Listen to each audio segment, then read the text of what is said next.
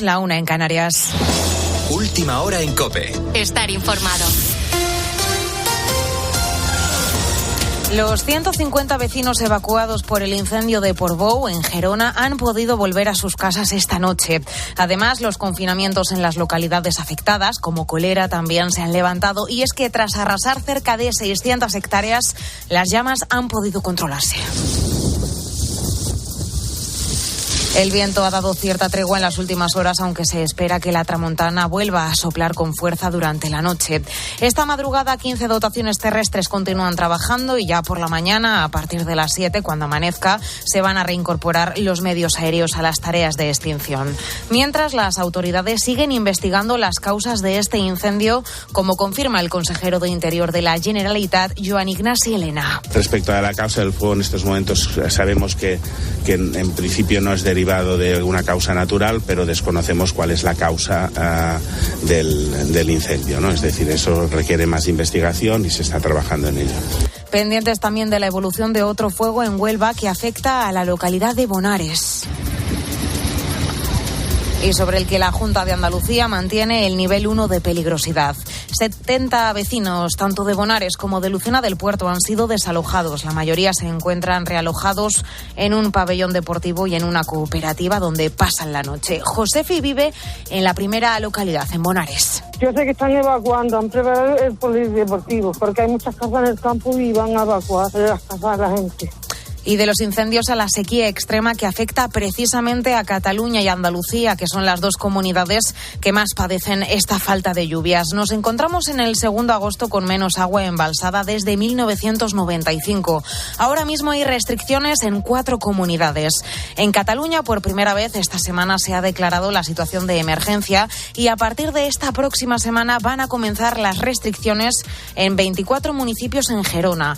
En total se van a ver afectados unos 25.000 vecinos, entre ellos Ingrid, que vive en Capmany. Bueno, el consumo por persona es de 200 litros, básicamente esto, y lógicamente pues no se pueden regar los jardines, las cosechas tampoco, solamente por regar los árboles, digamos, y bueno, tampoco se pueden lavar los coches, etcétera. Y en Ucrania, Zelensky ha denunciado un nuevo ataque aéreo ruso en un centro de transfusión de sangre de Kharkov. Por su parte, las fuerzas ucranianas han atacado el centro de Donetsk con las polémicas bombas de racimo. En paralelo, este fin de semana, en Arabia Saudí se está celebrando una cumbre internacional para tratar de restablecer la paz en Ucrania. ¿Qué sabemos de esta reunión, Victoria Montaner? La reunión ha tenido lugar en la ciudad de Jeddah, al oeste de Arabia Saudí, y se ha celebrado con el objetivo de fijar acciones para conseguir la paz en Ucrania. Aunque no han trascendido más detalles de la cumbre, Zelensky la valora positivamente. El presidente ucraniano insiste en que los socios aliados deben seguir trabajando para lograr el aislamiento de Rusia. Diferentes continentes, diferentes enfoques políticos de los asuntos globales, pero todos están unidos por la prioridad del derecho internacional. Y es por esto Ucrania propuso la fórmula de la paz, porque debe restaurarse el orden internacional basado en reglas, violado por la agresión rusa. Es muy importante que allí, al margen de la reunión de Jeddah, se lleven a cabo negociaciones bilaterales con los socios. Rusia no ha acudido, aunque han asistido países cercanos al Kremlin como China o India, y también otras potencias como Estados Unidos y Brasil. Desde Moscú acusan a los países asistentes de intentar crear una coalición antirrusa con esta reunión. Con la fuerza de ABC. COPE. Estar informado. A las 4 de la madrugada arranca un Sevilla Atlético de Madrid de pretemporada. ¿Y qué nos han dejado el resto de amistosos? Jesús Villalobos. El Valencia cayó 1-2 frente al Aston Villa en su último partido de pretemporada. El Getafe goleó 4-1 al Vitesse en el Coliseum y por último, en un partido entre dos equipos de primera, el Almería ha vencido al Granada gracias a un tanto de Luis Suárez de penalti. Para hoy tenemos más amistosos con el Brighton Rayo, Manchester United Athletic, Newcastle Villarreal, Burgos Alavés, Girona Lazio y el Trofeo Ramón de Carranza, que enfrentará al Cádiz con el Lecce italiano. En MotoGP a las 2 de la tarde comenzará el Gran Premio de Gran Bretaña con Bezzecchi en la primera posición. Alex Márquez lo hará tercero después de haber ganado su primera carrera en MotoGP en el sprint del sábado. El catalán ha recibido la felicitación de su hermano Marc, que saldrá 14º. Me da una buena porque ya lo he visto durante la vuelta yendo hacia el podio y ya me ha felicitado, pero seguro la enhorabuena, sabe cómo va la moto y lo bien que me siento, porque al final hablamos de sensaciones, ¿no? Y él sabe que desde el primer momento me sentí muy bien con esta moto, pero poco más. Al final cada uno a lo suyo y mañana tenemos otra carrera. Y a las 10 de la mañana comenzará el Mundial de Ciclismo en Glasgow con la primera prueba reina, en la que aspiran varios candidatos como el actual campeón Evenepoel y el esloveno Pogačar.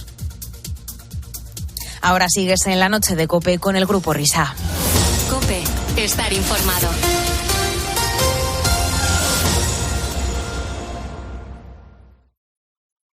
Escuchas La Noche. Con el Grupo Risa. COPE, estar informado. Esto es La Noche con el Grupo Risa. Acuérdense que les van a preguntar. Ni 5 las 2 y 5 la 1 en Canarias. Hola. La Noche con el Grupo Risa.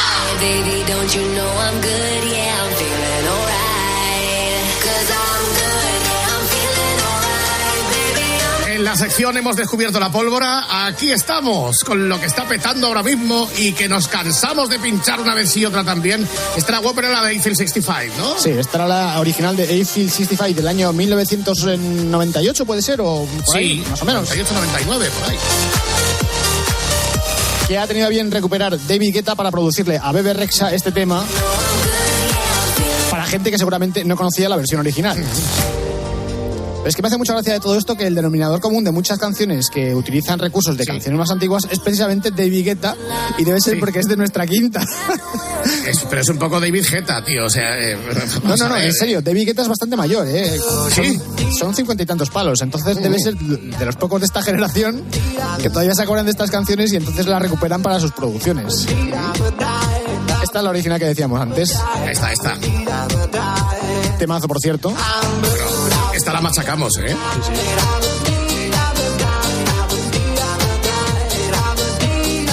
Otro que también hubo una época en la que estaban todas las producciones y hace ya bastante tiempo que no se sabe nada de él, es Pitbull.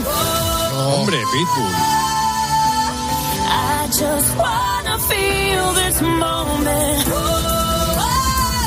Vais a flipar qué canción utilizan para hacer la interpolación en este caso. A la venga. Esto tiene 10 años ya y la que canta es Cristina Aguilera. Y de que rapeas Pitbull, claro. Sí. Esto no debería estar permitido. Por mucho Cristina Aguilera que aparezca.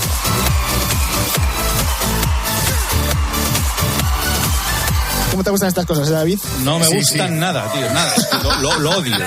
Es que yo soy de otra generación, tío. Yo lo siento, pero es que es que no lo entiendo. Es que ni me gusta ni lo entiendo. Es como, ¿verdad? Cuando te cogen un cuadro y te lo pintarrajean. Y está muy bien eso, ¿eh? Sí. Es como si tú ves en el museo de turno, yo qué sé, a la Mona Lisa en el Louvre, si es que está en el Louvre, que no sé dónde está ahora, y le pones una peluca encima, tío. Es que no. Bueno, pues vamos con otra de Guetta. Bueno. Esta creo que es del año pasado, con Anne-Marie.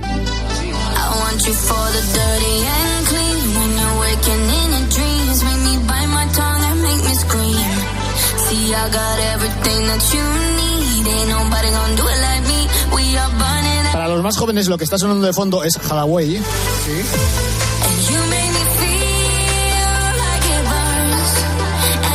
¿Cómo juegan con el dibujo, con el... Sí.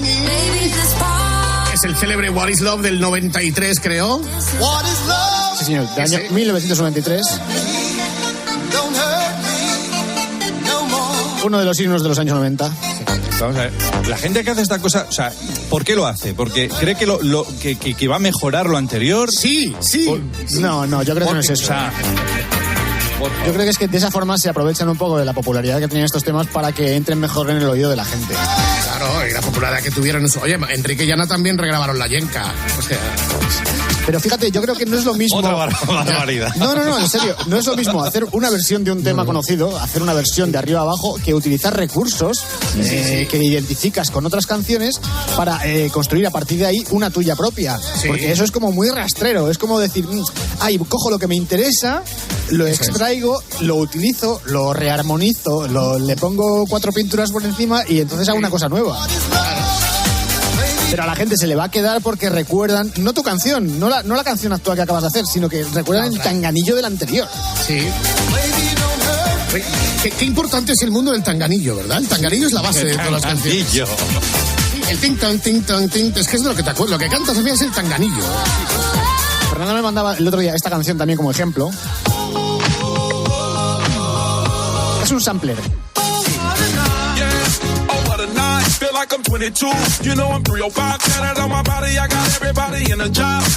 O sea, esto ya no es ni siquiera ni versión ni interpolación, sino que han cogido una frase de Frankie Valli y los Four Seasons de una canción del año 60 y tantos. Correcto. Que es la que dice Oh What a Night. Y a partir de ahí construyen la canción entera, pero no tiene nada que ver con el original. ¿Qué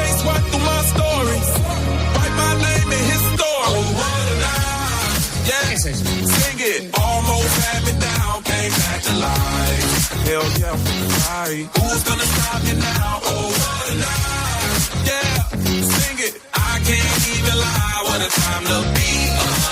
No sabría dónde meter esto, sí, como versión. Sí, es que también tiene su parte de versión. Sí. Esta es la versión original. Sí. Let's go.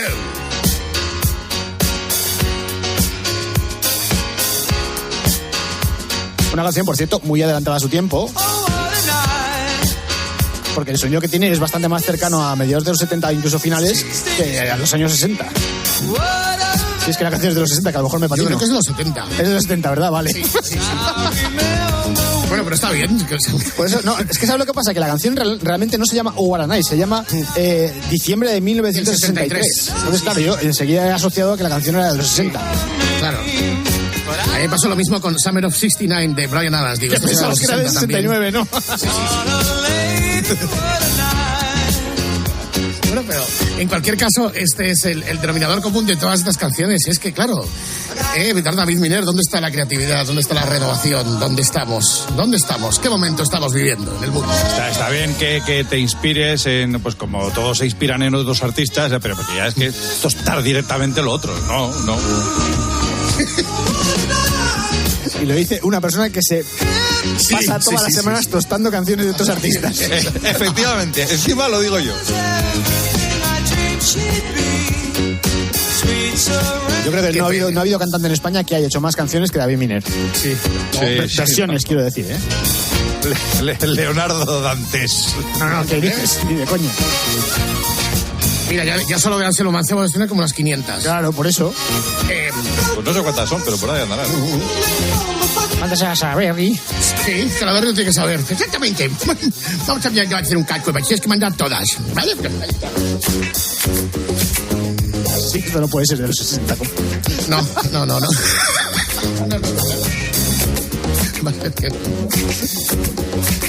Ay, por favor.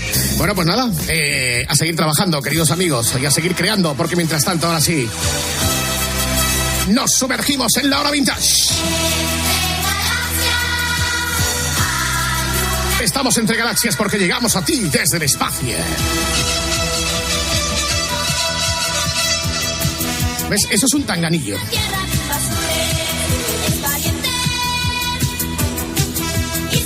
Bueno, vamos a recordar una hora vintage que os teníamos que haber puesto hace tiempo, hace unas semanas. 2 semanas o 3, sí. Por lo menos sí.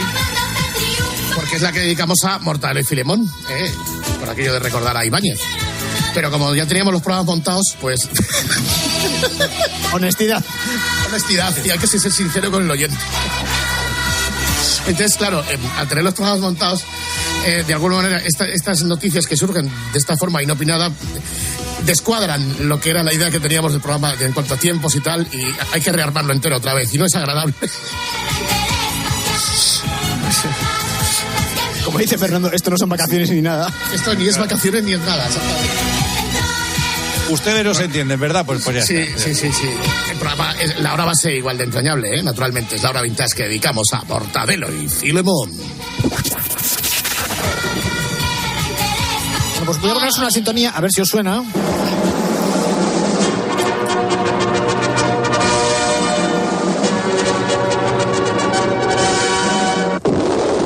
Es muy premium si os acordáis de esto, ¿eh?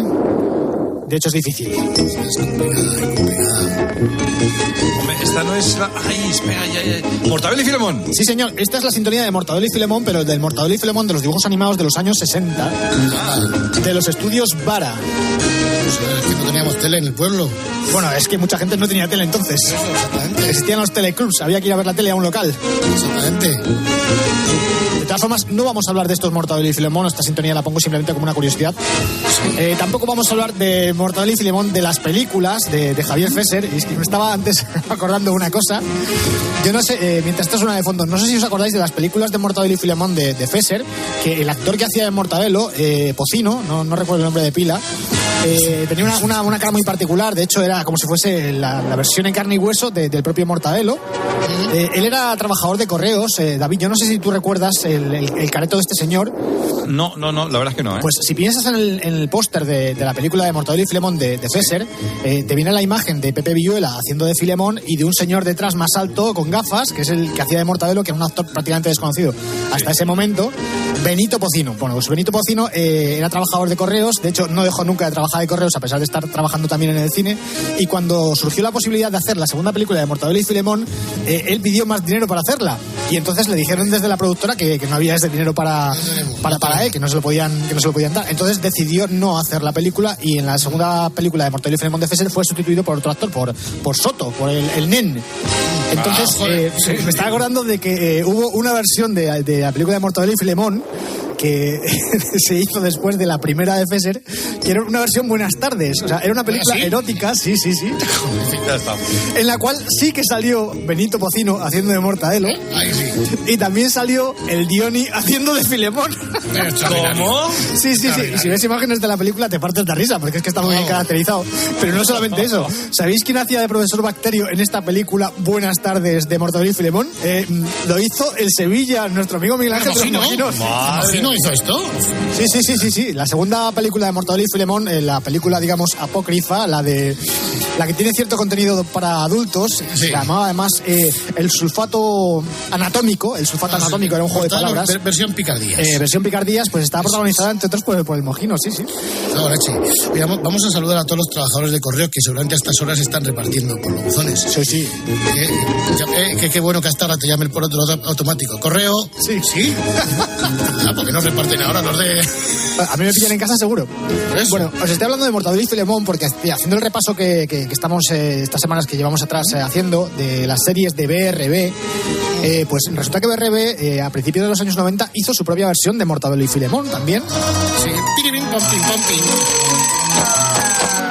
Pero insisto, no hablamos de las películas, de los cortos de animación de los años 60, ni tampoco de las películas de cine, sino de una serie que tuvo 2 temporadas, que se estrenó en el año 1994, que estaba basada en los personajes de Ibáñez, obviamente, y coproducida por BRB y Antena 3. Antena 3.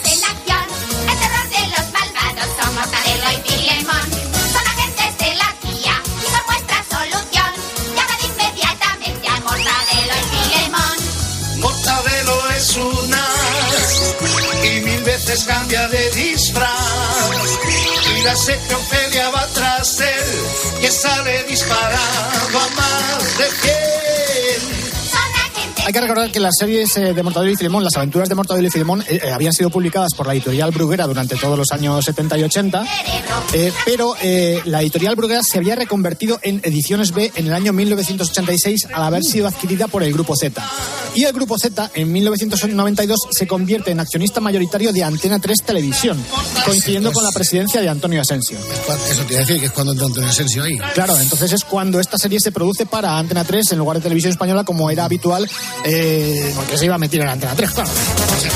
En los créditos también aparece RTL, porque también el grupo alemán había decidido invertir en el proyecto, teniendo en cuenta que una serie que era muy exportable, los personajes de Mortadelo y Filemón se conocen en Alemania, y entonces vieron que ahí podían meter un poquito de cuchara para llevárselo también a su país. Pues te voy a decir una cosa, ¿vosotros veías con las parabólicas la RTL esa? Yo no la veía, ¿tú la veías? No. Sí, yo la veía y ponían guarrerías. Ah, sí, era una... Ponían picardías, bueno.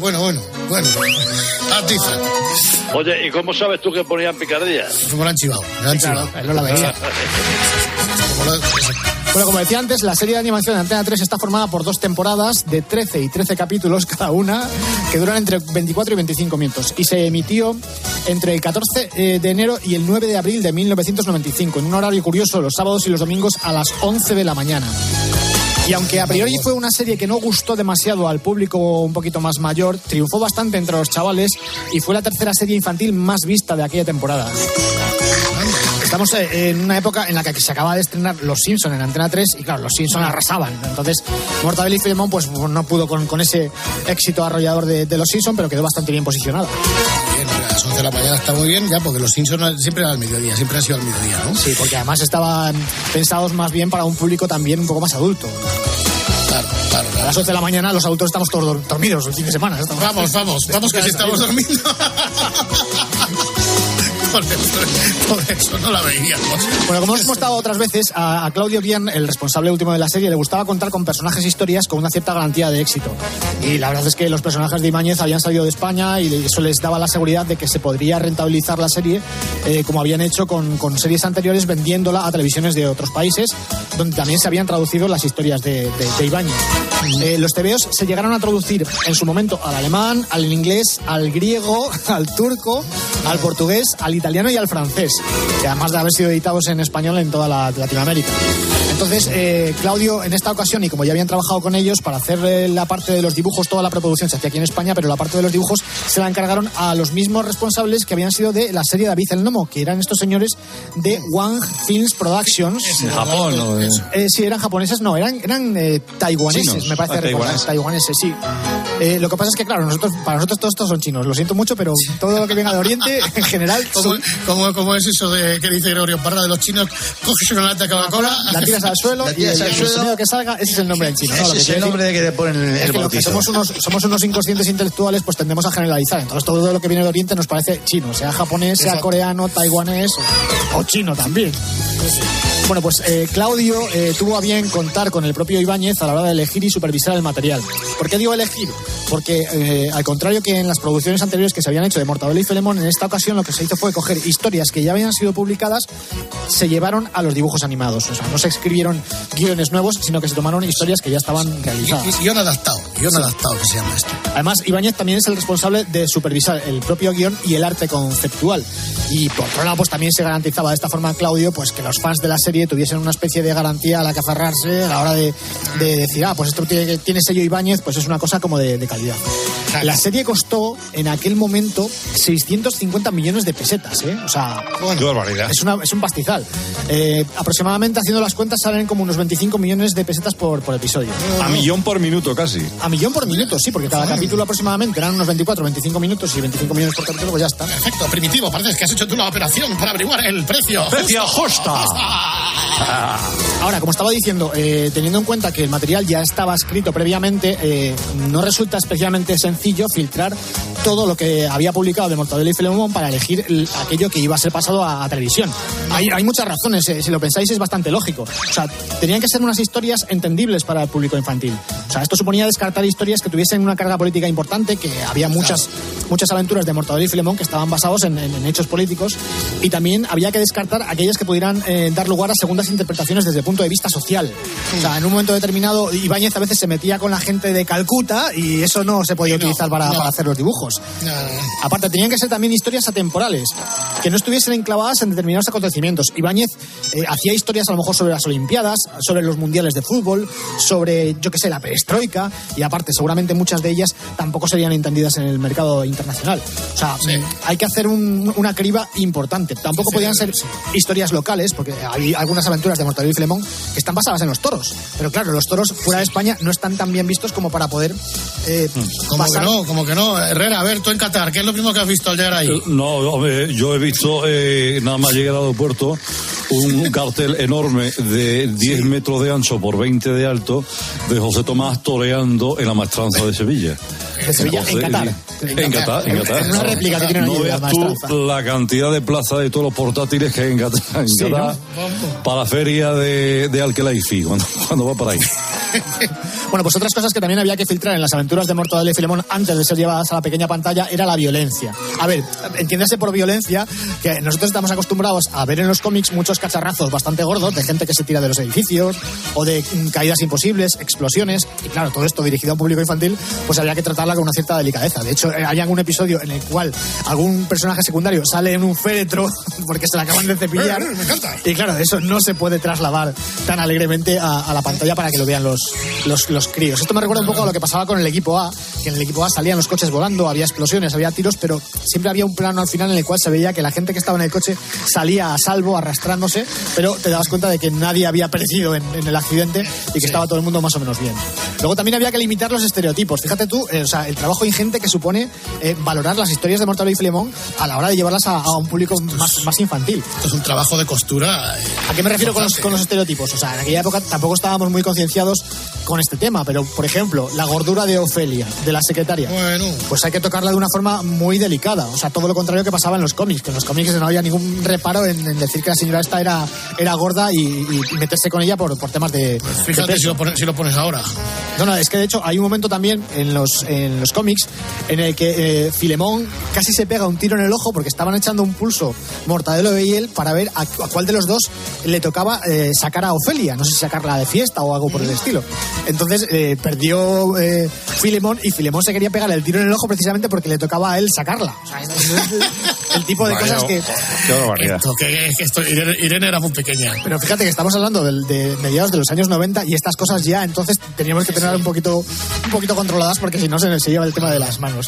Luego también había mucho humor escatológico que no se podía sacar. O sea, ¿os acordáis vosotros de las ñordas de Ibáñez con la mosquita dando vueltas? ¡Qué maravilla! Claro, pues ese tipo de cosas no se podían sacar. Tampoco se podían sacar referencias a minorías étnicas y culturales. O sea, no se podía decir, por ejemplo, hordas judeomasónicas. Porque claro, seguramente habría algún judeomasón que se lo tomase mal. O sea, realmente blanquear las historias tiene su lado bueno porque de esta forma acercas a los personajes al público más infantil, pero al mismo tiempo estás echando para atrás a los fans.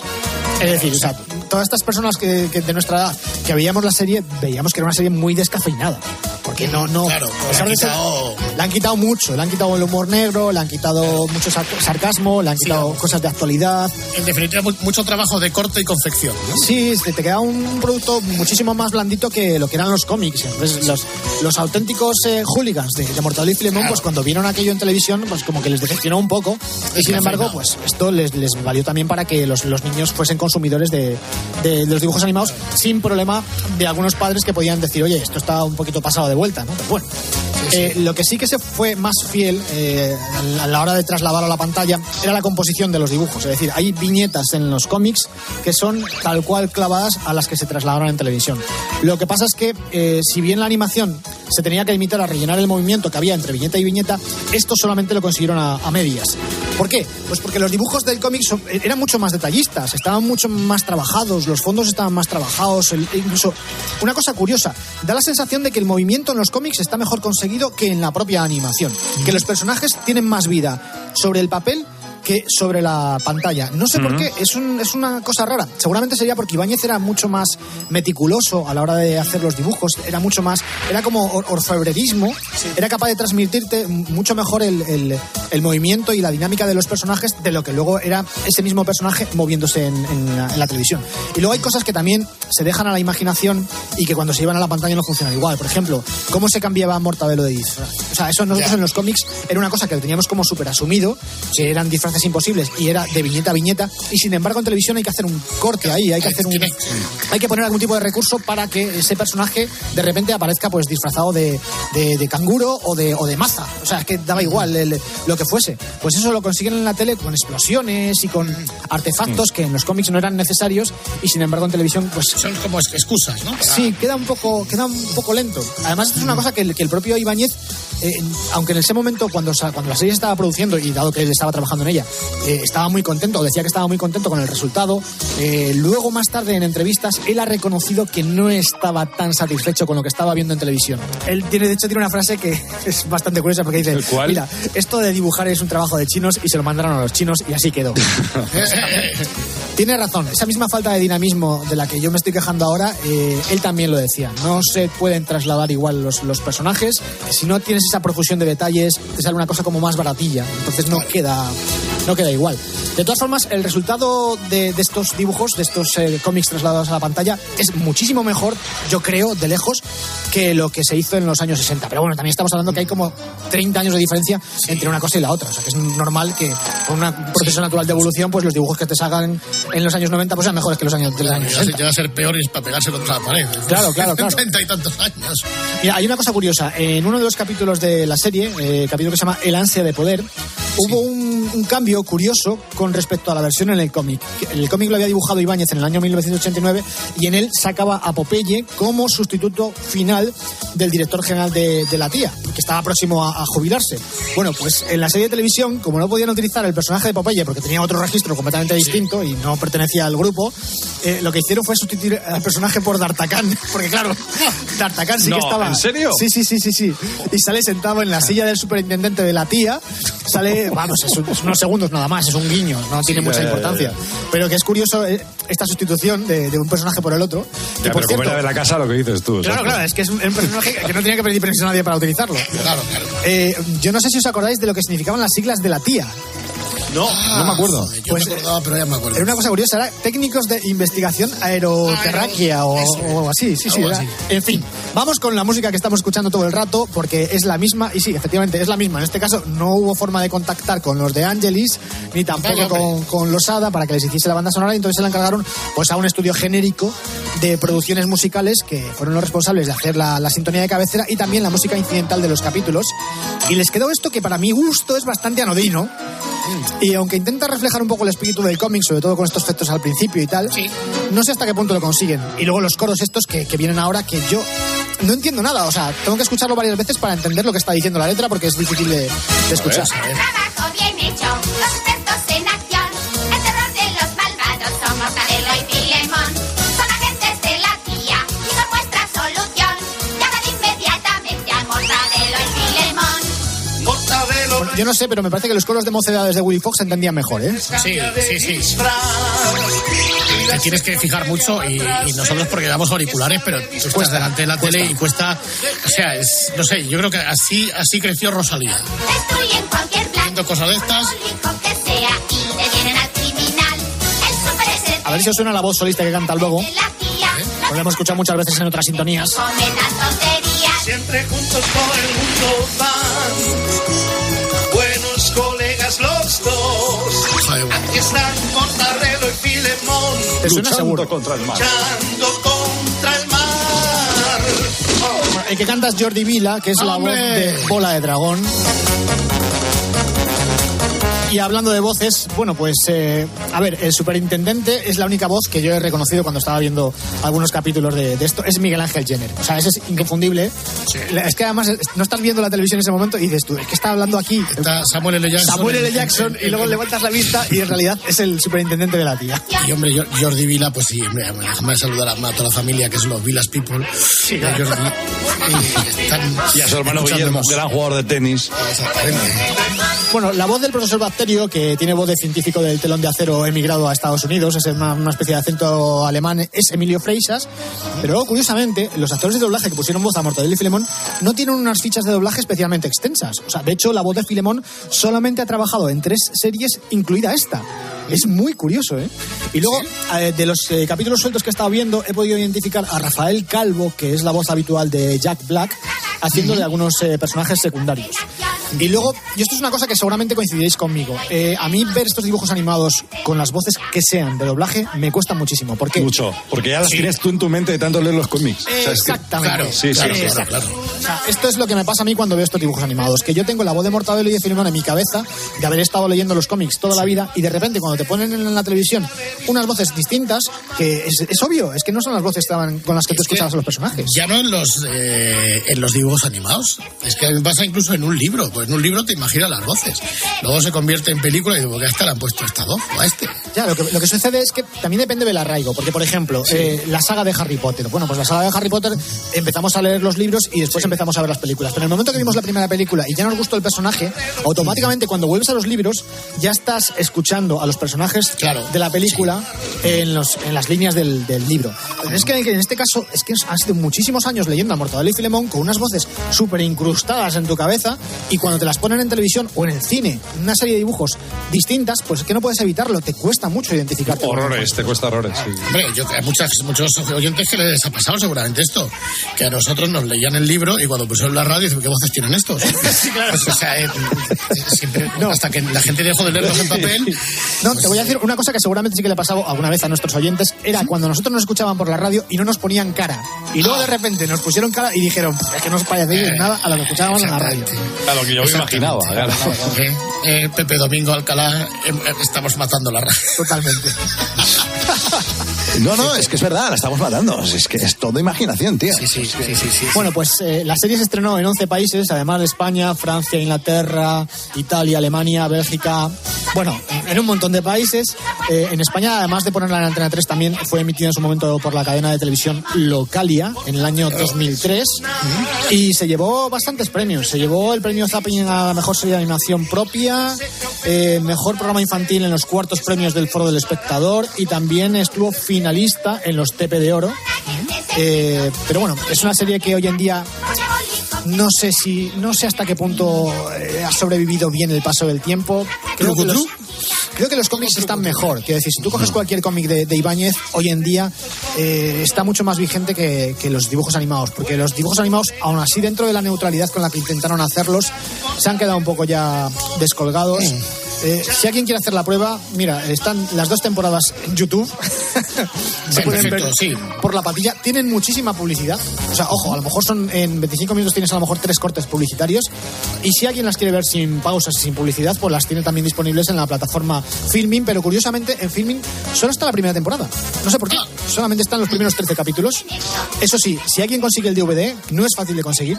Se puso a la venta en el año 2006 en 6 discos. Y creo que también hay un recopilatorio del año 2014 donde está toda la serie en una sola caja, pero no son fáciles de localizar, o por lo menos yo he tardado en encontrarlos. Alcalá, si tú lo quieres buscar, naturalmente pagando el DVD que más caro sea, ¿no?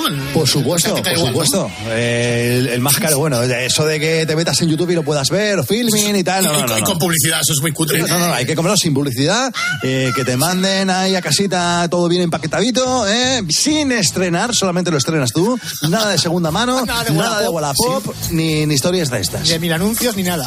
Cero. Cuando empiecen las rebajas, vamos a hacer un día las gangas de Alcalá. Vamos a decir cosas, todo lo más caro que haya en el mundo. O sea,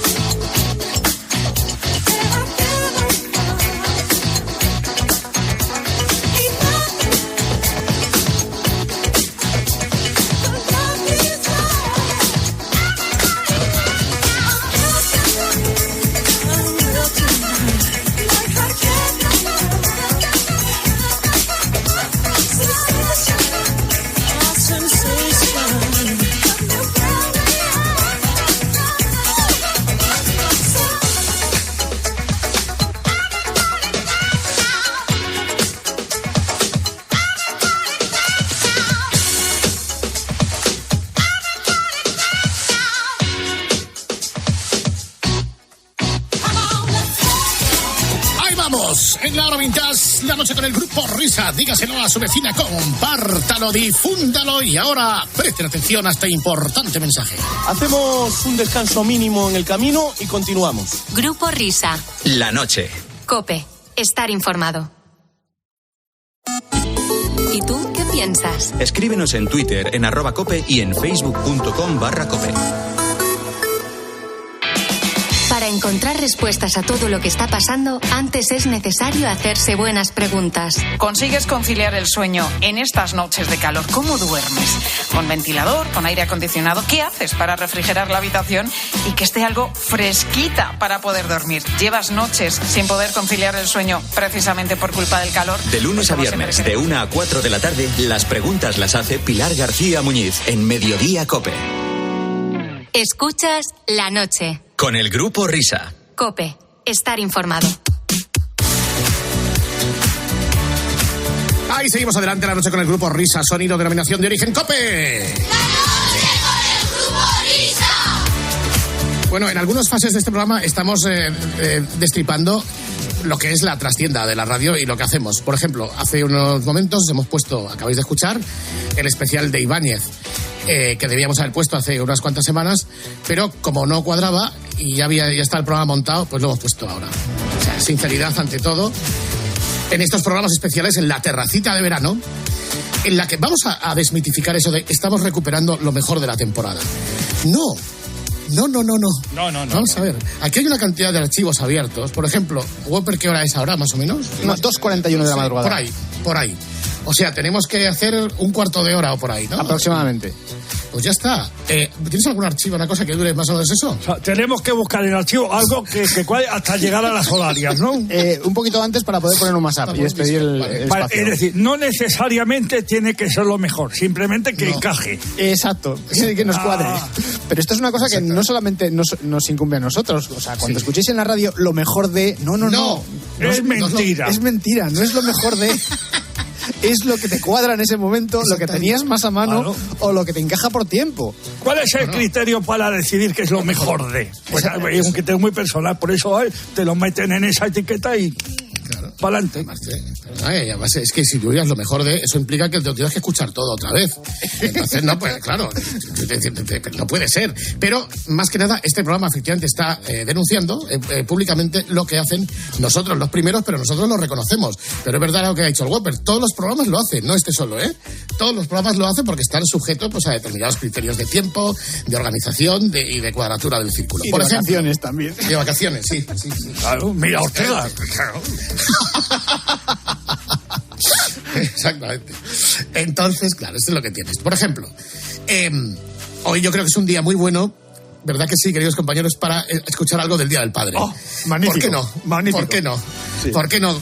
Cuando abríamos las líneas telefónicas para que todos los padres de España y del mundo mundial pues nos llamaran y nos contaran cómo iban a celebrar el Día del Padre. Sí, yo creo que es de lo mejor de la temporada y creo que podemos volver a recuperarlo así. Buenas noches, papá. Radio. Cuando apago la luz para no tener miedo, enciendo la luna. Día del Padre. Buenas noches, papá. Abro mucho los ojos, me muero de sueño y no quiero dormir. Compañía. Buenas noches, papá. Buena radio. Los jueves ya aún quedan 2 días enteros para estar contigo. Madrugada. Noche verás que me quedo a escuchar tus pisadas que van apagando el pasillo. Hoy queremos celebrar el Día del Padre contigo, amigo oyente. ¿Cuántas veces, papá, de puntillas te he visto dormir? Si pudieras soñar. Y también queremos poner de manifiesto la pericia de nuestro compañero técnico que, celebrando el Día del Padre, ha seleccionado un ramillete de melodías alusivas para dedicártelas a ti, papá. Tengo que decirte, papá, del tiempo nada cambiará. Estaremos siempre juntos, todo el tiempo sin parar. Yo soy tu padre. Tengo que decirte, papá, te quiero más que a nadie. Y cuando Toda una declaración de amor en la madrugada.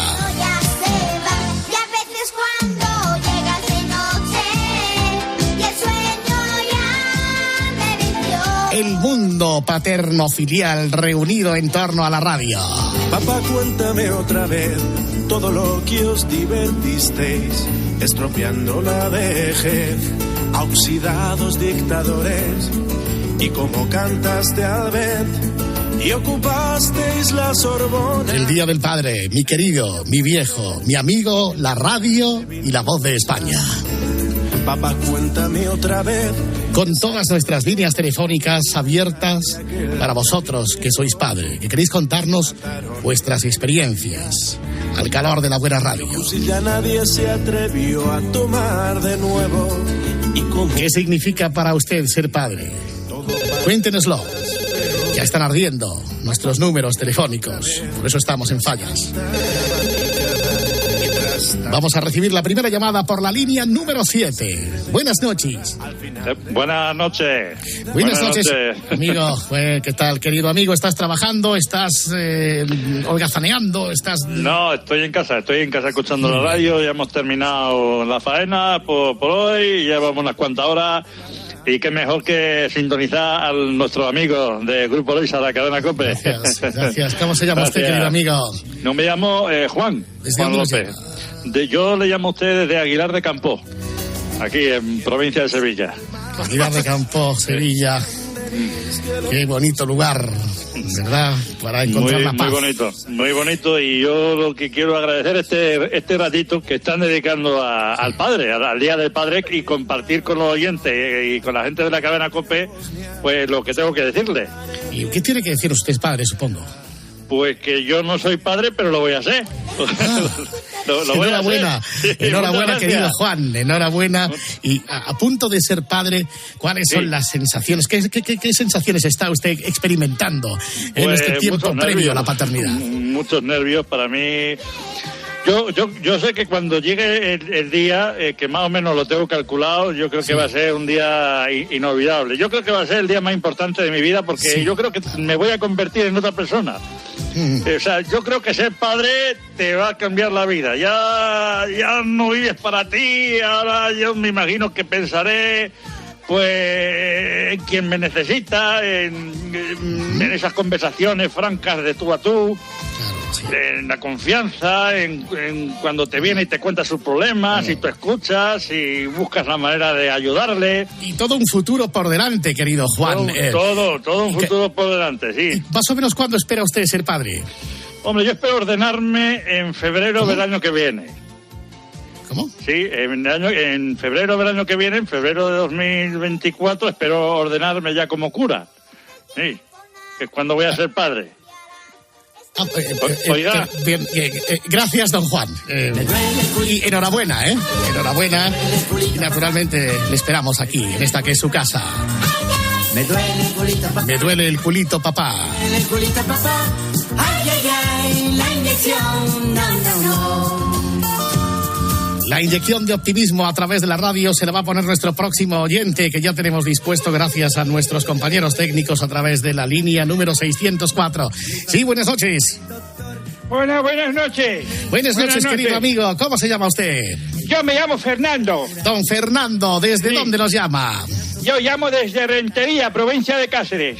Rentería, provincia de Cáceres. Sí. ¿Cómo está la madrugada por Rentería? Pues muy bien. Está la cosa, hombre, un poquito de frío, pero ya mañana llega la primavera y esto va a levantar. ¿Puedo decirle desde la radio, para los 4 puntos cardinales de España, felicidades, papá? Pues sí, me puede decir felicidades, papá, porque yo soy padre. Muy bien. Soy padre, pero yo llamo para otra cosa. Yo llamo ahora que están ustedes hablando esto del Día del Padre y tal. Llamo para reivindicar la paternidad en los insultos. ¿Cómo es que esa es la paternidad en los insultos? ¿Eso qué es? Sí, yo quiero reivindicar que, por ejemplo, si bien existe la frase de la madre que te parió, no entiendo cómo no existe la expresión el padre que te parió. No se suele utilizar efectivamente ese modo de expresarse. Tiene usted razón, querido. Es que la gente no se acuerda de nosotros, los padres. Por ejemplo, le voy a poner otro ejemplo. Un partido de fútbol. Tú vas al campo, hay una acción polémica Y cuando la gente increpa al árbitro, ¿de quién se acuerda? De su madre. Y nosotros estamos caídos en el olvido. Pero, oiga, no solamente aplica esto al fútbol o a las expresiones, no, el cine igual. Por ejemplo, hay una película de Almodóvar, Todos son mi madre. Sí, señor. ¿Para cuándo Todos son mi padre? Almodóvar. Pues la verdad es que sí, está usted denunciando algo que ocurre con demasiada frecuencia, que es que prácticamente la figura del padre esté ahí durmiendo el sueño de los justos, ¿verdad? Por ejemplo, Marco, la serie infantil. ¿Sí? ¿Quién se larga? La madre. ¿Quién se come el marrón? El mono, claro. El mono, y musicales también. Mamma mía, ¿por qué no papá mío? Papá mío, podría existir, tiene usted una idea muy original, don Fernando. Papá mío, ¿por qué? Yo estoy de acuerdo con usted, por lo menos nos está haciendo pensar y reflexionar. Mamá, quiero ser artista. ¿Qué pasa? ¿Que el padre no pinta nada de esa familia? No toma decisiones el padre. Sí. Hombre, ya está. Y solamente nos acordamos del padre para hacer películas, para hacer canciones, para ser degradados. Papi chulo. Hombre, no. Y no tengo nada más que decir. Cuelgo el teléfono. Bueno, pues gracias, don Fernando. Ha colgado ya. A París va papá y no dice para qué. Si va a ver Molendus, va a buscar algún bebé. A París va papá en el rápido de Irún. No se sabe si a negocios o se marcha al buen tuntún. Estamos celebrando el Día del Padre, la fiesta de los papás, alrededor de la radio y del teléfono con una llamada como esta. Sí, buenas noches. Hola, ¿qué tal? ¿Cómo estamos? Buenas noches. Buenas noches. Buenas noches, ¿cómo se llama usted, querida amiga? Yo me llamo José Javier Guzmán. José Javier Guzmán. José Javier Guzmán. Usted. Sí, señor. Muy bien. ¿Desde dónde llama, amigo? Yo llamo desde aquí, desde Madrid, desde la localidad, bonita localidad de Alalpardo. Sí. Pues... Soy vecino de Dani Martín. Bueno, perfecto. O sea, de la bonita localidad de Alalpardo. A ver si efectivamente alguna vez tenemos un ratito en este programa para acordarnos de esa entrañable localidad de Alalpardo y sobre todo de todos sus conciudadanos, de todos los alalpardinos. Alalpardeños. Eso es, sí. Bueno, pues yo le llamo a ustedes porque he sido padre a cenar. Hombre, enhorabuena. Y estoy muy contento, una experiencia maravillosa que yo recomiendo de verdad de todo corazón. Aunque también le digo una cosa, soy padre primerizo. Yo no, sinceramente esto es mucho más de lo que yo esperaba. Sí, esto es maravilloso. Permítame, y entonces, ¿cuánto tiempo tiene el niño? 32 años. ¿Cómo? 32 años. Yo en que... ¿Pero usted es padre primerizo? Sí, que esto tiene una explicación. Es que yo en realidad no era el padre. ¿Y qué era? La madre. O sea, desde hace una semana, en estricta aplicación de la ley trans, yo antes era la madre, pero ahora soy el padre. Yo llevaba tiempo siendo madre soltera, y una vez que uno se pone a pensar, reflexiona cuando le dicen, este niño necesita un padre, y me dije, pues no se hable más. Entonces voy a probar hasta verano a ver qué tal, y si no, pues volveré a ser madre. Vamos a ver, o sea, entonces, ¿desde hace cuántos días que es usted padre, me decía? Pues una semana. Una semana. Y está de prueba siendo padre 3 meses. 3 meses. Digo 3 meses porque llega el verano, nos vamos de vacaciones y, claro, a ver con qué le digo yo al chiquillo. El padre que coja su mes de julio y yo me cogeré mi mes de agosto. Así que luego, y si no lo convence, pues al revés. Y volveré a ser la madre y no volveré a ser el padre. Que luego el año nuevo me apetece volver a ser la madre. Iré al registro, me cambiaré y volveré a ser el padre para dejar de ser la madre. Y luego pues dije yo, oye, pues ya que estamos en carnavales, pues venga, viva la fiesta y tal. Viva la fiesta de la democracia, pues volveré a ser la madre para dejar de ser el padre. A ver quién me dice que no. Entonces volveré al registro y digo, hola, buenas tardes. Hombre, ya está usted por aquí. No sé, a ver. Entonces volveré a ser la madre. ¿Y por qué? Y luego, pues, lo único que cambia, porque eso, la madre por el padre, es una palabra, es un fonema. La madre es la P y el padre es la M. Exactamente. ¿Y ahora mismo qué es usted? Se me ha olvidado ahora mismo. ¿Es qué día estamos? Mañana el día del padre, ¿no? Pues voy a ser, pues, ahora mismo soy padre, pero cuando cuelgue el teléfono seré la madre. Yo quiero hacer pipí, papá.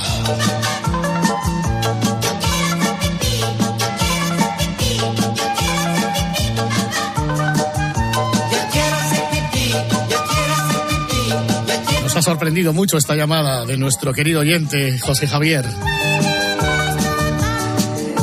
Un hombre de ideas fijas, de profundas convicciones. En la fiesta de papá, la madrugada de la radio se viste de colorido para recibir a este nuevo oyente. Hola, muy buenas noches.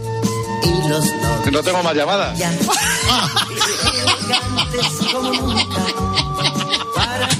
Esto ha sido lo mejor.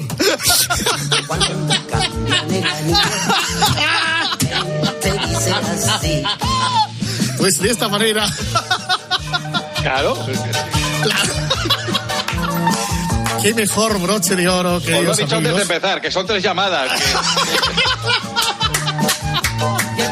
Esto es el directo, señores. Yo creo que no podía haber mejor final de este tiempo de radio que hemos dedicado a la fiesta de papá a través de la madrugada, de la noche, del Grupo Risa. Enhorabuena a todos los padres, no a todos los padres de España, no, a todos los padres del mundo mundial. Gracias, queridos amigos.